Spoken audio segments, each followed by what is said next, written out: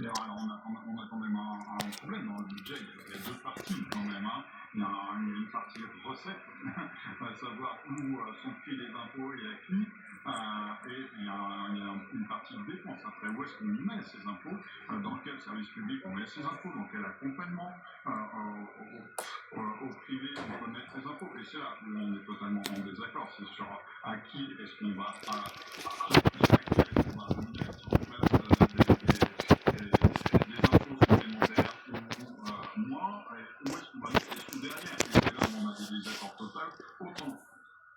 sur les recettes que sur les dépenses. Bon, rendez-vous le 10 septembre. Alors, merci infiniment Arnaud Bonnet d'avoir accepté notre invitation. Merci également à Hugo Cappelli du service politique de BFM TV qui m'a accompagné. On se retrouve un peu plus tard, mon cher Hugo. Rendez-vous maintenant à présent avec l'actualité internationale, Hugo, puisqu'il y a eu, vous savez, cette nouvelle nuit de frappe en Ukraine, frappe massive sur le sol ukrainien.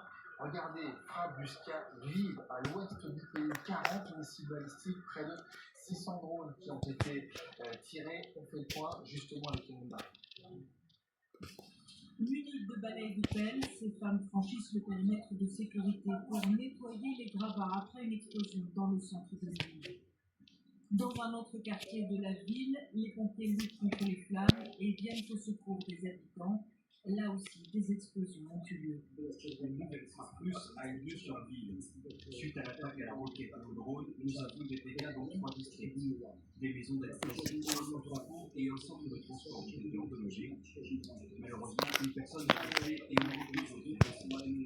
Les maisons sont examinées et il est possible que d'autres personnes soient enregistrées à l'évacuation.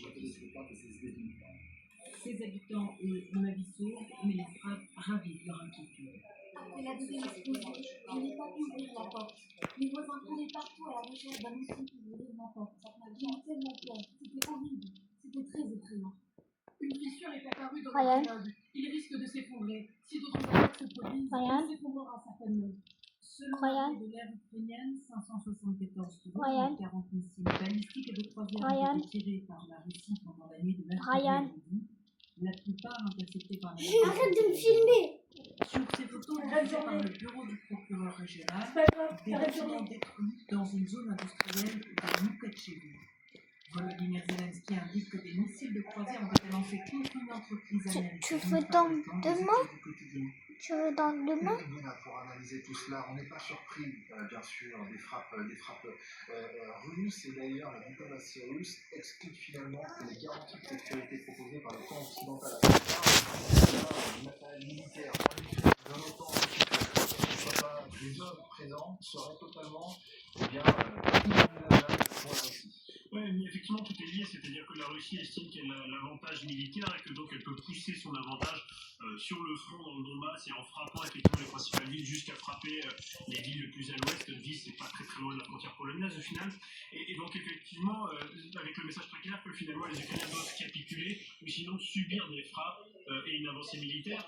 Et finalement, ça nous ramène à ces discussions, c'est-à-dire que les Russes estiment qu'ils n'ont pas du tout besoin de faire de concessions, puisque militairement, ils ont entre guillemets un léger avantage. Et donc, quand on parle de garantie de sécurité, ce serait une concession pour Moscou. Et donc, Moscou estime qu'il ne veut pas faire de concession, et donc il estime avoir une sorte de droit de veto sur n'importe quelle garantie de sécurité qui serait fournie à l'Ukraine.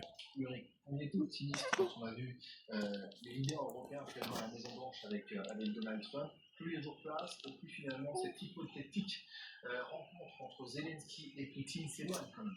Effectivement, mais parce que sur le front, les Russes ont des positions diamétralement opposées. Les Russes souhaitent la capitulation de l'Ukraine, les Ukrainiens évidemment ne souhaitent pas capituler, ça fait 3 ans qu'ils résistent. Et donc on voit quand même qu'ils sont complètement aux antipodes.